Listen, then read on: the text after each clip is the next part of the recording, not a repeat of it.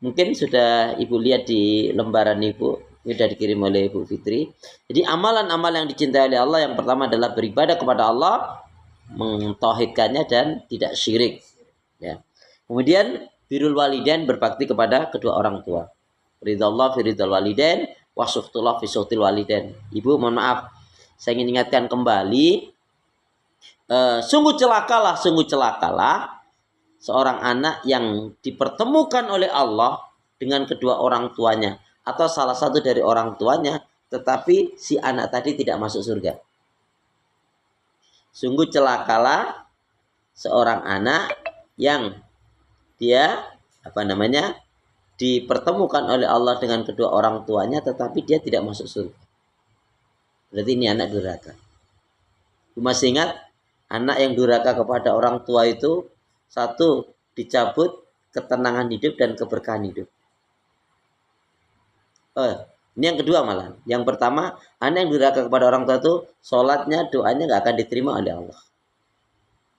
Dua, dicabut keberkahan hidup dan ketenangan hidup. Akibat durhaka sama orang tua, satu, dicabut ibadahnya, sholatnya, doanya nggak dikabulkan oleh Allah. Nggak diterima oleh Allah. Yang kedua, dicabut keberkahan hidup dan ketenangan hidup. Naudzubillah min dzalik. Yang ketiga, dia akan susah dalam sakaratul mautnya. Yang keempat, dia akan mendapatkan azab kubur. Dari 4 poin itu yang ringan yang mana, Ibu? Ya? Yang ketiga, susah dalam sakaratul mautnya. Ya. Ini mengulas kembali, Bu, untuk melanjutkan yang kedua. Kan kemarin sudah, satu, beribadah kepada Allah, mentauhidkannya, tidak syirik. Kemudian berbakti kepada orang tua juga sudah kita inginkan, sudah sampai itu. Cuman ini pelengkapan penjelasan.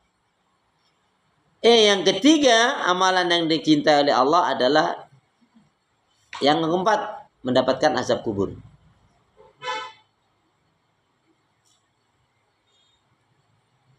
Ringan yang mana, Bu? Yang paling ringan?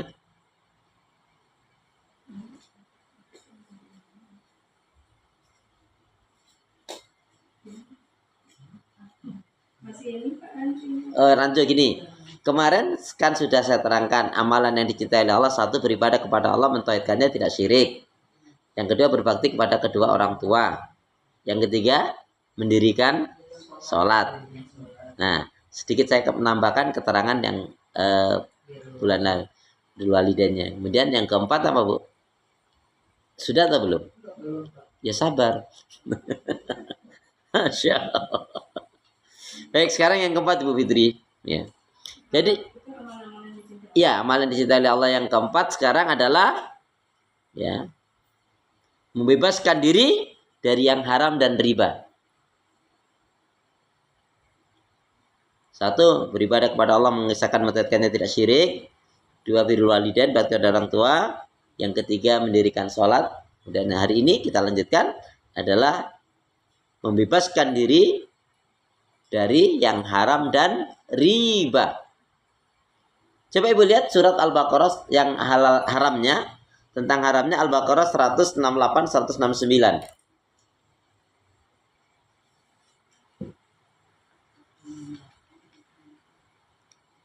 Kalau ribanya nanti Al-Baqarah 275. Yang haramnya lebih dulu. A'udzubillahi minasyaitonirrajim. Ya ayyuhan nasu kulu 165. 168 169. 168 169. Ustaz jangan cepat-cepat Ustaz. Iya. Baik. Ini yang halal. Ya, yang haramnya. Ini yang haramnya. Ya, yang haramnya. Adapun yang ribanya 275. Kan membebaskan diri dari yang haram dan riba. Mungkin Ibu mau bacakan Al-Baqarah 168 165? 108 169?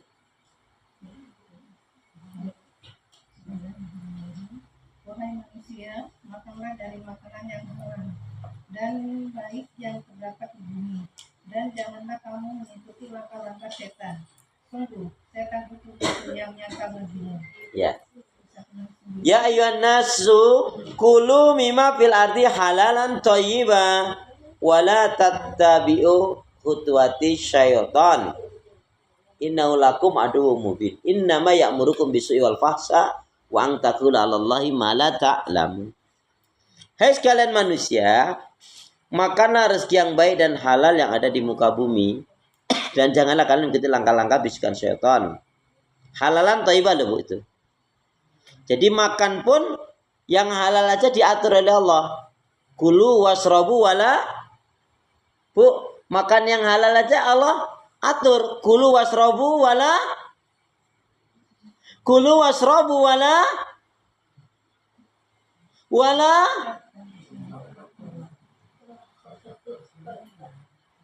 Kulu wasrabu wala Alah Ustaz kasih tahu aja langsung apa sih? Allah.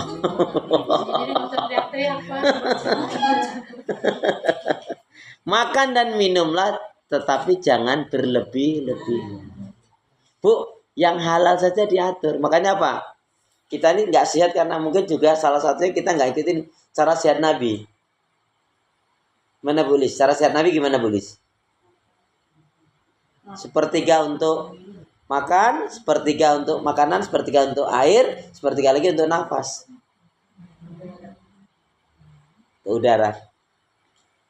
Ibu prakteknya gitu nggak?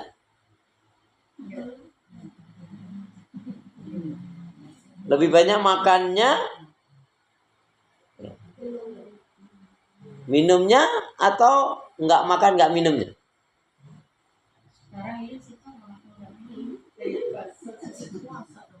Itu lagi puasa. Tapi pas lagi normal makan aja makan. Bu, kalau lagi sehat tuh makan. Ternyata menunda-nunda makan itu zalim. Karena Nabi mengatakan jasad ini ya al-jasadu likulli haq. Jasad itu memiliki haknya. Kalian waktu makan. Waktu istirahat. Makanya jangan kita sampai berlarut-larut tidur itu. Seperti ungkapan itu, begadang sih boleh saja kalau ada. Begadang sih boleh saja kalau ada manfaatnya. Kalau perlu semua perlu. Tapi manfaat apa enggak? Ya. Hai sekalian manusia, makanlah rezeki yang baik dan halal yang ada di muka bumi ini. Bu, Allah sangat mencintai orang yang sampai begini Bu. Maksudnya gini, barang siapa yang dia hanya mencukupkan dengan rezeki yang halal dan dia tidak pernah tertarik dengan yang haram sebanyak apapun, sebesar apapun, Masya Allah, ini salah satu rahmat yang betul-betul Allah berikan kepada orang tersebut. Barang siapa yang dia hanya mencukupkan dengan rezeki yang halal saja dan dia tidak pernah tertarik dengan namanya yang haram, maka ini orang yang salah satunya diberkahi, dirahmati, dicintai oleh Allah. Dan semoga kita termasuk di dalamnya.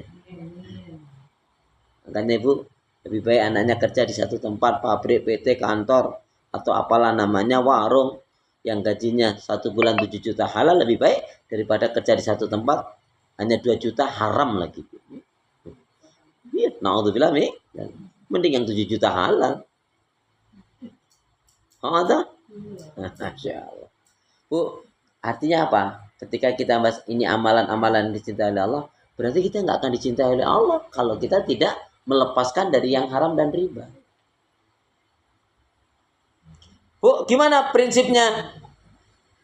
Al halal bayin, wal haram bayin. Yang halal jelas, yang haram dia jelaskan. Di antara halal dan haram subhat. Jauhkan kan? Masih ingat kisah Abu Bakar As-Siddiq radhiyallahu anhu? Masih ingat kisahnya Abu Bakar As-Siddiq radhiyallahu anhu? Dan lagi kisah yang mana? Kisah yang mana? Kisah yang mana? Kisah yang mana? Bu Yes mungkin ingat. Bu Mala mungkin? Atau Bu Fitri? Masya Allah. Bu, kisahnya ketika itu beliau kan punya budak. Budaknya sudah dimerdekakan. Mudik itu sudah ada sejak zaman dahulu Bu.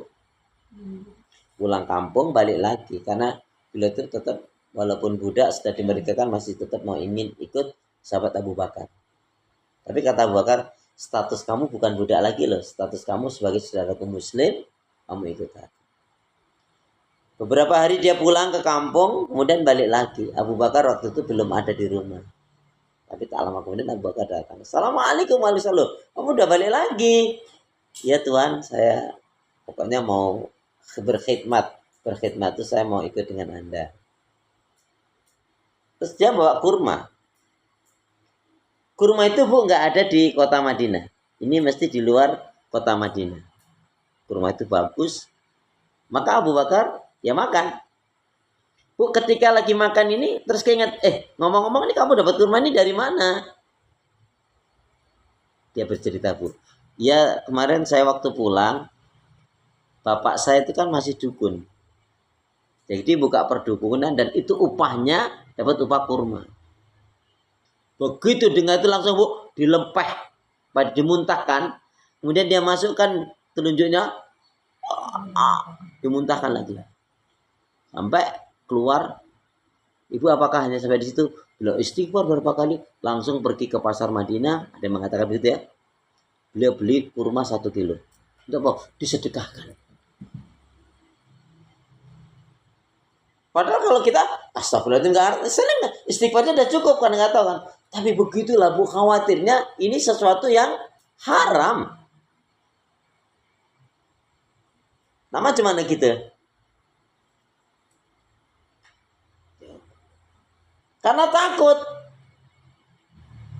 Apalagi Nabi pernah mengatakan ada seorang laki-laki cari nafkah rezeki dalam perjalanannya rambutnya acak-acakan awatan, wajahnya pakainya penuh dengan debu, kemudian berdoa ya Rabbi ya Rabbi ya Allah ya Allah ya Allah sambil menangis-nangis dia berdoa, tapi doanya nggak dikabulkan oleh Allah.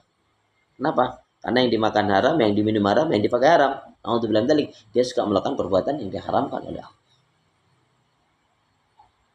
Bu, bagaimana kita mensikapi kalau di rumah kita ada sesuatu yang memang itu harus kita buang ya buang. Ya, jadi jangan sampai ada unsur yang haram. Saya mohon maaf Bu, pernah saya bertamu, berarti nggak di sini loh Bu Ridin ya. Saya pernah bertamu habis kajian, lupa saya di mana itu. Kemudian itu Bu, bapak itu dulunya Bu peminum khamr. Jadi gelasnya itu Bu, gelas salah satunya angker bir itu. Ya, mana susu lagi? Saya mohon maaf Pak, saya tidak minum ini. Loh kenapa Ustaz? Ini susu bagus Ustaz. Susu segar. Masalahnya bukan susu segarnya Pak. Ini tempatnya ini. Oh di Bekasi saya. Loh kan ini hanya botolnya saja, hanya tempatnya. Maaf Pak. Jadi tempatnya ini adalah haram, minumannya haram, maka juga tempatnya juga haram. Astagfirullah. Jadi gitu ya Ustaz ya. Enggak pengaruh. Walaupun dia direbus, walaupun dia ada apa enggak. Karena dia aslinya adalah haram. Lain yang tadinya aslinya enggak haram, dia kejilat kayak anjing atau ya itulah ya. Nah, itu lain. Kalau ini kan memang aslinya haram. Jadi bukan masalah dicucinya Bu. Aslinya dia haram. Kan aslinya botolnya itu satu rangkaian dengan itu. Botolnya kan ada, dia punya botol-botol yang mahal-mahal itu loh Bu, yang katanya satu 20 juta itu loh Bu. Enggak tahu lah pokoknya. Naudzubillah. Langsung jadi itu langsung Bu beritanya salah. Ya udah itu habis ini nanti saya akan saya pecah-pecah saja, saya buang saja. Alhamdulillah Bapak nggak usah nyesel Pak. Dan dia meletakkan di aksesoris di depan di ruang tamunya itu kayaknya kan menarik itu tempatnya. Alhamdulillah Ustaz, ya alhamdulillah. Dan itu nggak mudah loh Bu, spontan menerima itu nggak mudah juga. Saya bersyukur aja alhamdulillah Bapak ini ya langsung itu. Ya suami istri ternyata Bu, suami istri juga minum Bu. Jadi yang minum itu bukan hanya suaminya, istrinya juga minum itu. Iya. Tapi bir yang dari Belanda apa dari mana itu? Wah, Masya Allah. Aku nggak ngerti lah itu. Yang ada why. Wah, hati-hati. Sekali lagi kata kuncinya, siapa yang dia hanya mencukupkan dengan yang halal dan dia tidak pernah tertarik dengan yang namanya haram sebesar apapun, bukan sekecil apapun, maka orang ini salah satu dirahmati oleh Allah dan dia dicintai oleh Allah. Karena ada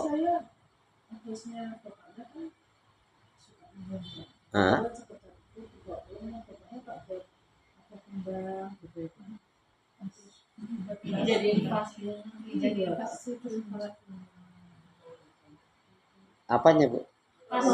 Botolnya untuk tempat bunga. Uang itu haram itu. Nah, itu kita bilang tuh, barang mulai bagus-bagus. Baru saya bilang tadi. Karena itu ibu itu menjadikan sebab malaikat nggak masuk juga ke rumah ibu.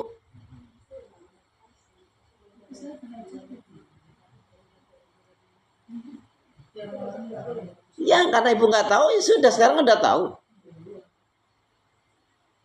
Ya gak usah sayang-sayang.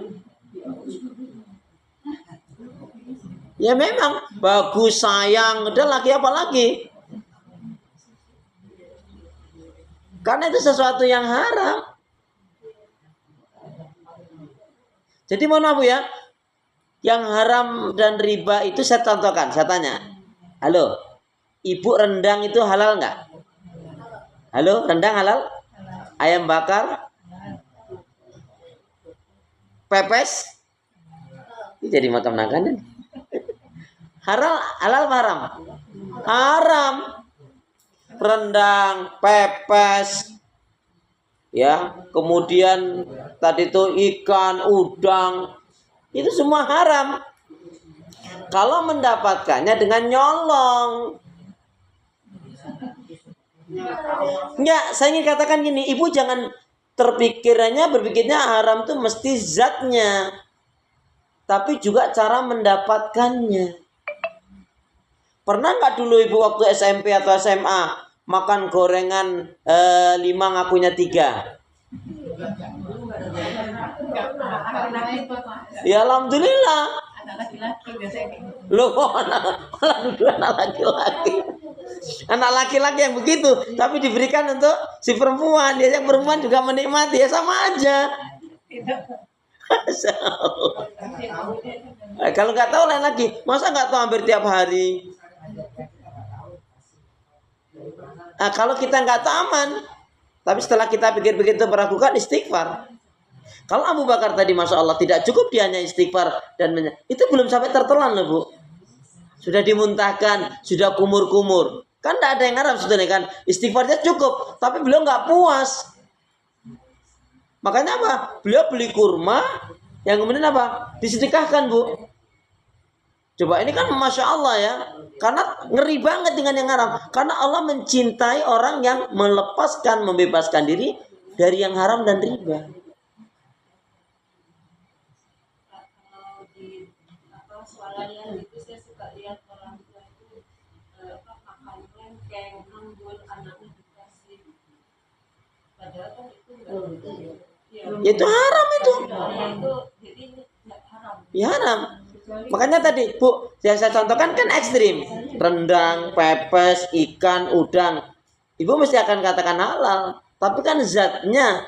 Tapi kalau caranya tadi, kan menjadi haram. Jadi haram itu bukan hanya sekedar zatnya saja ya. Tadi kan pepes memang halal aslinya. Rendang, ikan, udang. Tapi tadi saya contohkan tadi, kalau makan 5 tapi ngakunya 3, kan ada yang haram yang dimasukkan ke dalam dirinya. Makanya kalau Bu, ini ada cerita aja, ada cerita menarik juga. Tapi ini ibu nggak usah pakai rumus ini. Kan kalau di Mekah itu, Bu, dia ke toko ini satu ini kan halal gitu kan, dia ngambil halal, diambil kantongin. Ke yang satu lagi halal, benar lagi. Ya sebetulnya itu boleh aja, tapi kan adabnya kurang baik. Kan maksudnya yang gratis. iya, sini kan Bu, gitu kan? Kita pegang kurma yang gede itu misalkan, halal, halal. Atau kantongin coklat, halal, halal kantongin. Kan banyak itu kan. Enggak itu tuh. Sebetulnya itu kan adatnya nggak baik gitu loh Bu. Karena dia, tapi di satu sisi, secara hukum memang halal, secara hukum loh. Karena dia sudah dihalalkan kan. Padahal ya Allah Bu, kenapa kita hanya kotori seperti itu? Kalau niatnya hanya untuk mendapatkan yang gratisan kan nggak bagus. Ya tapi itu adab, tapi tetap halal secara hukum loh Bu. Halal emang. Adabnya nggak baik. Iya adab itu kan bagian dari adab. Nah, ya nggak boleh. Makanya saya bilang apa? Ini jangan dicontoh, ini jangan ditiru. Loh, Ibu ngerti? Yang kedua masalah yang haram itu contohnya ngerikan haji kan itu? Kisahnya ngerikan. Labbaik Allahumma labbaik, labbaik la syarika lak labbaik. Ibu, sampai orang-orang teman-teman yang haji sama dia mengatakan, ih, masya Allah, ini tawafnya bagus sekali, sa'ainya bagus sekali, yaitu wukufnya luar biasa, lempar jamarotnya, ya. Kemudian di Musdalifahnya, di Minanya, masya Allah, orang terkagum-kagum dengan lahiriah ibadah yang dilakukan orang ini. Tapi ketika dia mengatakan labbaik Allahumma labbaik labbaik la syarika lak labbaik, sambil menangis-nangis dijawab oleh malaikat, la labbaik wala sya'dik. Enggak, Allah enggak manggil kamu, kamu maunya datang sendiri. Walaupun semua jamaah teman-temanmu mengatakan kamu ibadahnya baik dan sempurna, tapi ketahuilah ibadahmu sama sekali enggak diterima oleh Allah karena kamu datang dengan yang haram dan riba. Padahal lahirianya dia semua orang mengatakan, masya Allah, ibadahnya luar biasa sekali, istimewa sekali. Tetapi dia datang dengan yang haram dan riba. Dan saya punya pengalaman ketika itu ada yang mengisi manasik, walimatus safar. Padahal alhamdulillah walimatus safarnya masih lama, masih 2 pekan dia karena ingin. Jadi saya bilang pastikan yang kita berangkat ini dengan yang halal, jangan yang riba. Setelah selesai, Ustaz, gimana ya, saya kayaknya ada unsur ribanya punya saya ini, Ustaz. Waktu itu masih 25 juta Bu. Jadi dua orang kan 50 juta. Kira-kira yang Bapak yakin Pak? Yakin Ustaz, itu ada bunga banknya, pokoknya ada haram ribanya lah Ustaz. Berapa Pak kira-kira? Yang mungkin dari 50 juta itu yang 40 juta. Berarti yang halalnya hanya 5 jutanya itu per orang. Ya udah Pak, solusinya cuma satu Pak. Sebelum berangkat Bapak harus tutup itu, bersihkan itu. Gimana caranya? Ya Bapak, ya saya tidak ada uang lagi. Bapak kan punya mobil. Aduh sayang banget saat ini mobil story ini Ustaz. Ya terserah. Bapak mau, saya siap Ustaz, tapi nanti setelah haji silakan. Tapi haji Bapak nggak sah. Ngeri dia. Haji Bapak nggak akan diterima oleh Allah. Satu-satunya itu Bapak jual kira-kira yang 40 jutanya itu Bapak yakin segitu, sedekahkan bila perlu, khawatir hitungkan lebihkan saja. Hanya itu caranya membersihkan. Dan Bapak memberikan sedekahnya itu kepada fakir miskin itu nggak ada nilainya pahala loh Pak. Itu hanya untuk membersihkan karena ketidaktahuan Bapak. Atau Bapak undur dan Bapak ngerti umur Bapak nyampe tahun depan masih hidup. Enggak juga Ustaz, nah kan. Bapak ikhlas, Allah akan ganti dengan ini. Memang berat Pak, ini story, tapi gimana? Namanya cinta pada Allah, daripada ibadah Bapak nggak diterima. Akhirnya dia diskusi dengan saya, mantap dijual. Tapi saya katakan, Bapak yakin betul-betul Allah pasti akan ganti. Masya Allah Bu, itu pulang dari haji, ya beberapa bulan kemudian dia diangkat jabatan, waktu itu Telkom ya, diangkat jabatan, dapat mobil yang malah lebih bagus dari yang dia jual. Jadi mau ngomong apa kita, mau ibadah, mau ngapa, rajin sholat, rajin ngaji. Tapi kalau kita tidak melepaskan yang haram dari itu, kita nggak dicintai oleh Allah, nggak akan dicintai oleh Allah. Karena persyaratan diterima ibadah itu kan bukan hanya iman saja, melepaskan diri dari yang haram dan riba. Kenapa yang enak-enak dilarang? Kenapa yang enak-enak diharamkan? Kenapa? Karena itu perangkap setan, umpannya kan begitu katanya. Nah, alhamdulillah nih. Ya. Kalau kita berangkat haji kan mesti nyetor ke bank 25 juta itu. Iya. Gimana? Sampai kita kan kalau mau berangkat haji biasanya Iya. Nabung dulu. Iya, betul. Kita yang bayaran pertama, pertama. Terus ini itu kan dapat bunganya apa bagi hasil gimana tuh? Enggak, sebelum kita berangkat kan ada yang 10 tahun, ada yang 15 tahun. Kan kita nggak pernah hitung bunganya. Kan bank sendiri yang ngambil bunganya.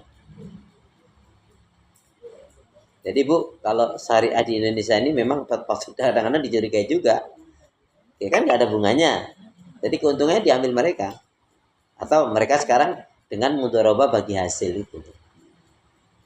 Tapi secara hukum kita tidak ada masalah. Kita ngambil uang melalui bank nggak ada masalah. Hanya sebagai alat transfer. Yang nggak boleh kalau kita sengaja memang ingin mencari hidup kita ingin dari situ, dari bunganya itu enggak. Silakan, ada pertanyaan Ibu? Nggak apa-apa, di poin ini biar kita jelas. Baru yang keempat nih.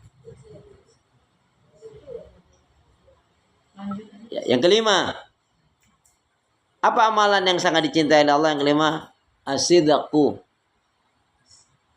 Allah sangat cinta kepada orang yang jujur.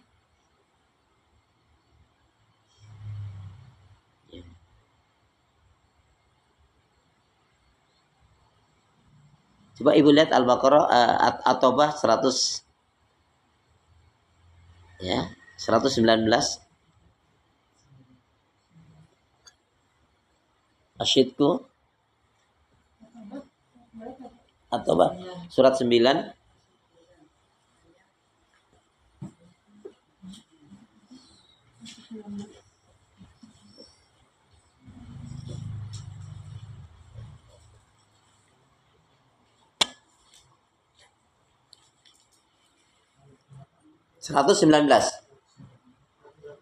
Surat 9 At-Taubah ayat 119.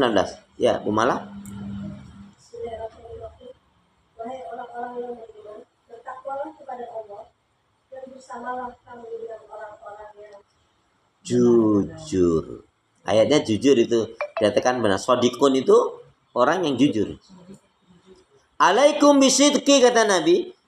Hendaknya kamu berlaku jujur dalam hidup ini. Kenapa? Karena jujur itu dicintai oleh Allah, disukai oleh manusia. Bu, alaikum bisidqi. Hendaknya kamu berlaku jujur dalam kehidupan ini. Kenapa? Karena jujur itu dicintai oleh Allah, disukai oleh manusia, membawa kebaikan, mengantarkan ke surga. Amin, gitu dong. Lama banget sih. Sabar ya. Bu, biasanya yang nggak jujur suami atau istri? Harus jujur dua-dua. Biasanya yang nggak jujur, biasanya yang suka berdusta suami atau istri? Saya nggak tahu. Tergantung. Yakin nggak tahu? Ya nggak tahu. Tergantung. Cius. Ya ada dusta di atas. Bu, sebetulnya jujur itu berat nggak sih, Bu? Nggak, itu jujur artinya tuh sodikun itu artinya jujur. Kan asidqu itu hadis Nabi mengatakan alaikum bisidqi. Karena orang yang sodik jujur itu orang yang benar gitu loh, Bu. Makanya disebut dia pengertiannya aja benar. Tapi artinya disitu jujur. Ibu ya, dusta itu merusak hati, merusak iman, merusak ibadah, merusak akhlak. Bu, rusaknya, hancurnya rumah tangga karena dusta, karena nggak jujur. Hilangnya kepercayaan, hilangnya rezeki, hilangnya kepercayaan juga karena nggak jujur. Ibu ya, saya yakin ibu punya teman katakanlah selama 12 tahun setengah ibu baik-baik saja. Tapi begitu ibu tahu ternyata dia ngebohongin selama ini, nggak jujur, yakin langsung hari itu juga putus, Bu. Bayangin 12 tahun setengah lo bersahabat, Bu. 12 tahun setengah. Kenapa pakai setengahnya? Yang pas setengah itu masalah sih.